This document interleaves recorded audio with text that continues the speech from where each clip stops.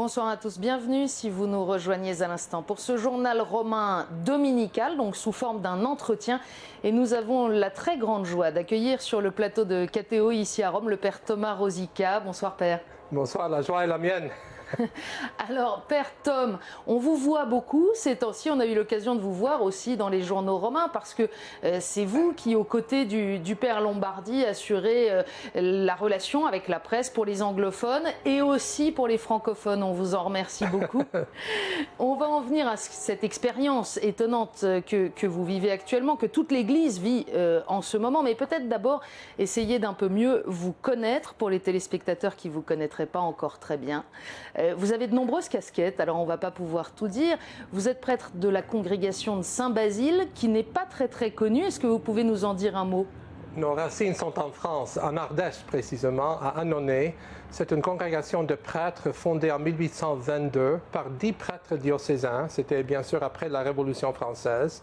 Et ces 10 prêtres, après une certaine période, se sont formés en communauté. Ils ont choisi le nom de Basile. Nous sommes les seuls basiliens du rite latin.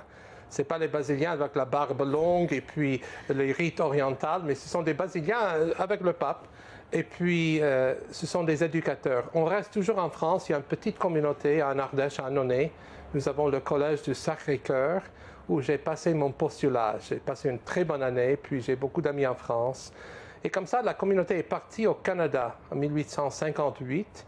Et on a fondé toute une série d'universités, de collèges. Nous sommes très petits, nous sommes 230 actuellement. Mais quand même, on a eu une influence assez grande au Canada, aux États-Unis, au Mexique et puis en Colombie et en Amérique du Sud aussi. Alors, on ne va pas pouvoir détailler tout le parcours très riche qui a été le vôtre. Vous avez étudié aux États-Unis, au Canada, à Rome, à Jérusalem. Vous avez longtemps enseigné l'Écriture sainte. Mais nous, on vous a surtout découvert dans la préparation des Journées mondiales de la jeunesse de Toronto, dont vous avez été le directeur, l'organisateur principal. C'est ça. Vous savez, Philippine, que Dieu a un très bon sens d'humour. Alors moi, je me préparais pour enseigner l'exégèse.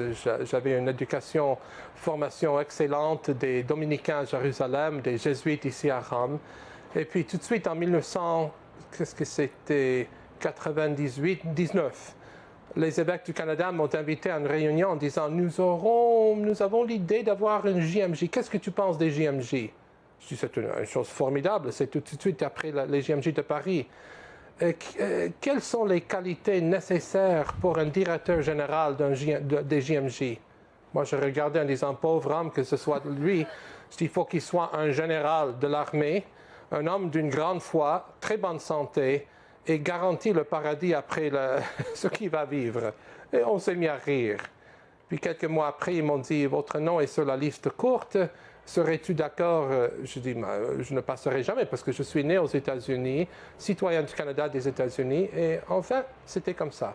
J'ai été nommé directeur général des JMJ. C'est une nomination qui a duré 3 ans parce que c'est l'année préparatoire, l'année de l'événement et l'année après pour tout nettoyer.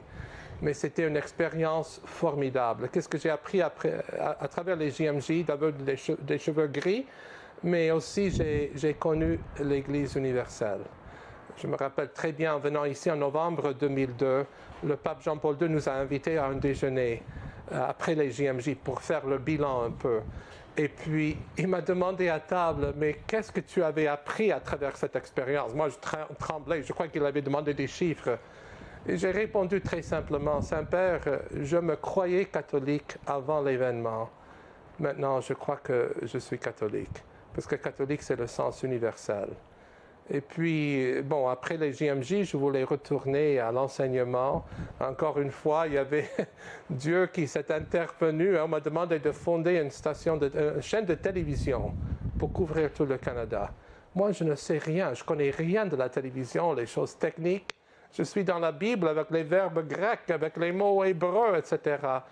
Et je dois dire, je dois tellement à un Français que vous connaissez très bien, le cardinal Jean-Marie Lustiger, qui déjà était un mentor pour les JMJ, mais il m'a pris par la main pour m'indiquer le chemin à faire la télévision. Tout de suite après que j'ai accepté la télévision, j'ai accepté le poste, j'étais à Paris chez lui, et on se parlait comme ça. Je dis, mais qu'est-ce que je dois faire? Il m'a dit, prenez la télévision, viens avec moi à KTO.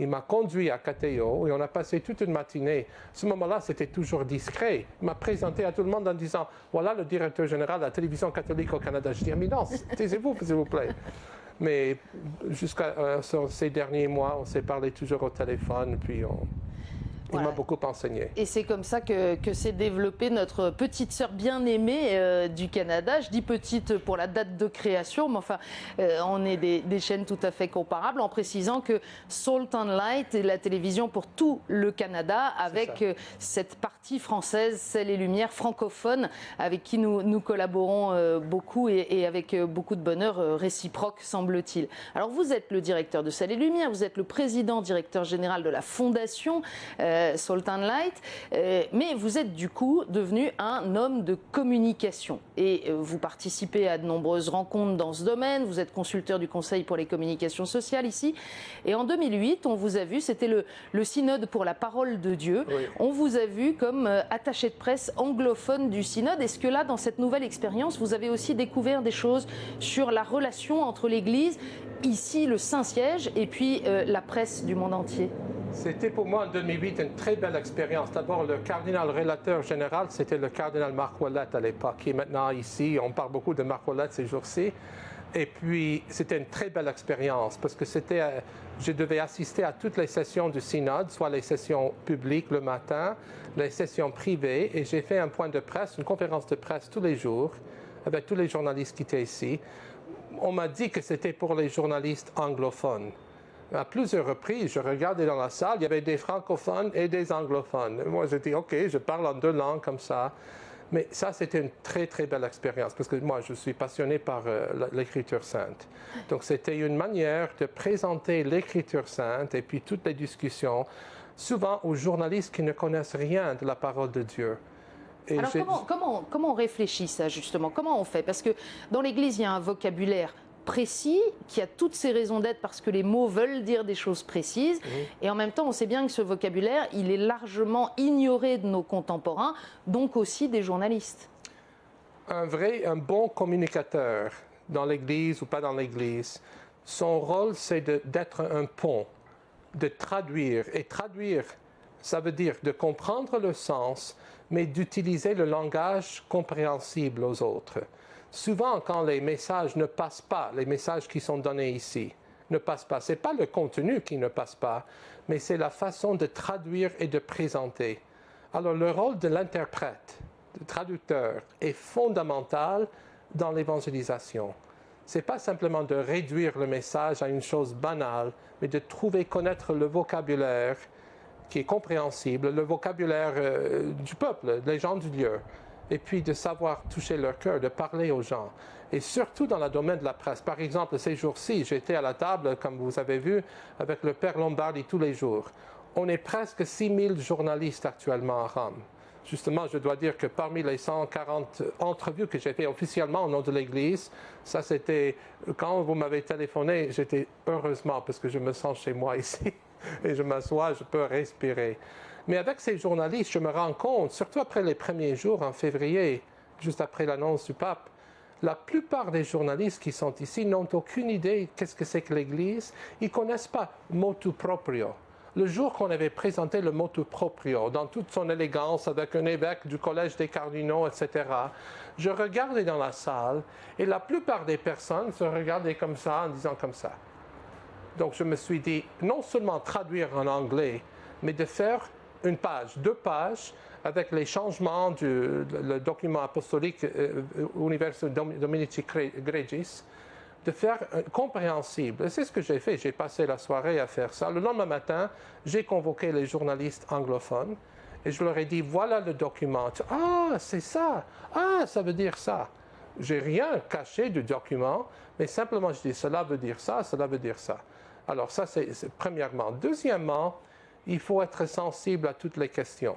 Et comme vous avez vu, la partie la plus comique souvent, c'est les questions. On demande n'importe quoi. Par exemple, les questions sur la fumée hier.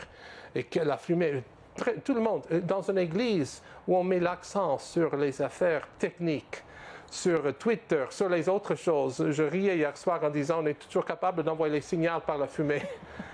Et puis, non, c'est mystérieux et ça invite les personnes. La question des chaussures du pape, il paraît que mes paroles qu'il a données dans la salle de presse sont partout le monde. Ma mère m'a téléphoné en disant, j'ai vu ça à NBC News aux États-Unis, que tu parlais des chaussures comme ça. Je dis, maman, c'est comme ça qu'on s'intéressait. Donc, on saisit chaque moment, même les questions banales. Et moi, je considère tout ce qu'on avait fait ici, moment d'évangélisation. C'est la nouvelle évangélisation, ça c'est la nouvelle évangélisation. Ça veut dire, mon père, parce que c'est une question qu'on peut se poser parfois, quand on voit des prêtres investis comme vous, comme le père Lombardi, comme beaucoup d'autres à travers le monde, dans ces situations de communication, que c'est aussi un apostolat pour vous, c'est aussi une manière de vivre un ministère sacerdotal? Exactement. Moi je considère tout ce que je fais, enseignement, catéchèse, évangélisation. Ce n'est pas le fait combien de chaînes de télévision où je veux paraître aujourd'hui, combien de journaux, rien à voir. Jésus, dans son temps, a choisi chaque opportunité, chaque instance, même des situations ambiguës. Il s'est inséré et il a proclamé son message. Parce que nous, le danger, souvent dans la vie catholique, le monde catholique, on part dans un ghetto. On veut être seulement parmi les nôtres. D'abord, c'est fatigant. Deuxièmement, on prêche à tous les gens qui sont de chez déjà nous. Convaincus. On dit en anglais, you're speaking to the choir. Vous parlez au cœur de l'Église. Mais moi, je veux que mon message passe à l'extérieur. Et une chose très très belle m'est arrivée encore une fois ce matin. Les journalistes des grandes chaînes de télévision qui sont ici sur les toits, ils m'ont téléphoné. Père, où est-ce que tu célèbres la messe demain matin? Ce matin, j'ai célébré à Saint-Pierre, à l'hôtel de Jean 23. Je croyais, j'avais mon collègue Sébastien qui est avec moi de C'est les Lumières. On était 30 personnes, des grandes chaînes de télévision du Canada et des États-Unis, des catholiques. On veut célébrer la messe avec toi. Ça m'est arrivé déjà 4 fois ces jours-ci. Et je trouve ça que le message passe. Le message passe. Je ne suis pas homme de télévision, je suis prêtre avec une responsabilité pour cette communication. En même temps, à la différence de ce que vous avez pu vivre dans le synode pour la parole de Dieu ou dans le synode pour la promotion de la nouvelle évangélisation, vous êtes là dans une situation un peu complexe parce que toute cette période des congrégations générales, il y a la question du secret, de la confidentialité de ce qui se dit entre les cardinaux. Et donc, comment est-ce que vous ajustez ça? Comment est-ce que vous exercez le discernement avec vos autres confrères de la salle de presse sur ce qu'il faut dire et ce qu'il ne faut pas dire? Laissez-moi dire une chose d'abord, un mot d'admiration pour la presse française, la presse francophone. Ce qui m'a choqué ces jours-ci, c'était cette question des fuites et toutes les bêtises sur les journaux italiens et la presse italienne. Et moi, je suis du sang italien, mais j'ose dire que c'est un choc, c'est un manque de respect. Et moi, j'ai même dit à certains blogueurs vaticanistes qui sont ici, qui sont engagés dans cette affaire, je dis, vous coopérez dans le mal avec ça. Il y a un cardinal... Certes, mais à leur décharge, ils sont contactés par des gens qui leur font passer des informations aussi. Oui, parce que si on lisait cette semaine les journaux italiens, le lendemain des congrégations qui sont sous secret, on trouvait le compte rendu sur les journaux. Et ça, c'est très difficile à comprendre. Parce que d'abord, pour les journalistes qui sont assez ignorants de se laisser prendre par cette démarche, mais aussi par les gens de l'Église, les hommes de l'Église. Il y a certains hommes de l'Église qui étaient dans la salle de synode, qui ont transmis ces messages. Et ça, c'est une blessure pour toute l'Église, pour tout le système. Et j'admire que la presse française ne s'est pas abaissée dans cette affaire. J'admire ça. Vous pourrez faire votre travail de journalisme. Mais ici, c'est très difficile parce que j'ai parlé avec beaucoup de cardinaux cette semaine qui étaient très heurtés, blessés par ça. Et puis, ils se posent des questions aussi. Donc, il faut... Oui, il faut adresser le problème. Peut-être, pardon, merci pour cet hommage à la presse française, mais peut-être que tout le monde ne comprend pas pourquoi cette confidentialité est nécessaire au fond. La confidentialité, ou bien le secret, est très important pour plusieurs raisons. D'abord, les questions qui sont traitées parmi les cardinaux, c'est la seule possibilité où tous les cardinaux peuvent se réunir. Ce sont nos pasteurs de l'Église. Si eux, ils n'ont pas une zone sûre, saine, où on peut partager les soucis prévoir le futur, définir un profil pour le nouveau pape dans un esprit de confidentialité. Confidentialité, ce n'est pas le fait de jouer cache-cache ou de faire des secrets, mais c'est un secret qui est gardé pour le bien des personnes, pour le bien du déroulement et le fonctionnement de l'Église. Pour garantir leur liberté de parole entre eux. Une liberté aussi, et pour protéger la vie des personnes. Parce que qu'est-ce que nous sommes? Nous sommes des hommes, des personnes avec certaines qualités. Il faut se respecter. Et ce qui s'est passé avec ces fuites, avec Vatilix et les autres choses, à la base, c'est un manque de respect pour les personnes. Et je souhaite vivement que le prochain pape et son administration soient capables de s'adresser à cette situation. Parce que tout le monde, dans toute l'Église, les évêques et les cardinaux ces jours-ci se sont posés les questions à haute voix et puis discrètement en disant « On a peur maintenant de communiquer avec Rome. Qu'est-ce qui se passe ? C'est pas normal, c'est pas bon. » Et ce sont de très bonnes questions. Je suis content que tous ces problèmes se sont soulevés cette semaine pour que tous nos pasteurs, les cardinaux, les hommes intelligents, les hommes saints, puissent voir et puissent prendre action, de prendre une décision. D'autant qu'il y a deux niveaux de difficulté, ou plus exactement deux registres, parce qu'il y a des informations qui ne devraient pas sortir et qui sortent, et on le voit depuis des mois ici à Rome, à commencer par les scandales qu'on a appelés Vatilix, mais parallèlement, il y a un défaut manifeste de circulation de l'information en interne, ici à Rome, entre les différents instituts, les différents dicastères, où on a l'impression que chacun ignore totalement ce que fait le bureau d'à côté. Ça, c'est un problème. J'espère que ce sera sur la liste des priorités dans le prochain pontificat. Ce n'est pas que Benoît XVI ne voulait pas s'adresser à cette situation, mais dans un monde comme le nôtre, où les communications sont tellement importantes, coordination, communication, surtout dans un gouvernement comme l'Église, il faut qu'un tel dicaster soit au courant de notre dicaster, parce que souvent on double les efforts. Et puis c'est très, très évident ces jours-ci, courir d'un bureau à l'autre pour découvrir les informations. Et ça pourrait changer. C'est pas la fin du monde non plus, ce sont des gestes très concrets, des décisions très précises à faire pour que la machine roule bien, pour qu'il y ait une communication entre tout le monde. Ce n'est pas simplement dans l'Église où ça arrive aux Nations Unies, c'est la même chose. Mais dans une Église qui dit publiquement « Nous sommes l'Église du Verbe qui se fait chair », l'incarnation, l'importance des personnes, il faut que tout l'aspect de communication soit au premier niveau. Ce n'est pas simplement le pape qui a un Twitter. Ça, c'est le chocolat sur le gâteau. Mais c'est le fait d'assurer que cette communication soit très bonne et soit solide. Et je suis presque sûr que ça va être un thème important dans le prochain pontificat. Alors justement, il y a une question que je voulais vous poser, c'est que nous qui sommes intéressés par les questions de communication, on voit bien que dans les conclaves précédents, l'Église s'est souvent appliquée à répéter que pour choisir un pape, on ne choisissait pas d'abord des critères d'efficacité, ce n'était pas un profil de poste, c'était d'abord quelque chose de spirituel, on cherchait d'abord un homme de prière.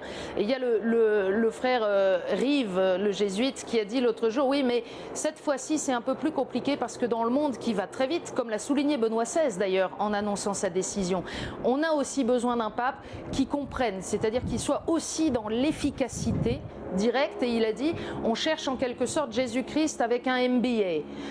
Est-ce que vous percevez ça comme ça? Dans un certain sens, oui.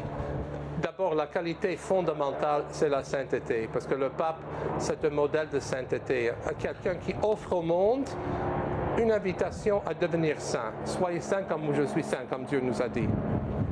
Donc, c'est la sainteté. Mais la sainteté n'ignore pas les qualités humaines. Un saint, ce n'est pas quelqu'un qui plane, c'est quelqu'un qui marche sur cette terre.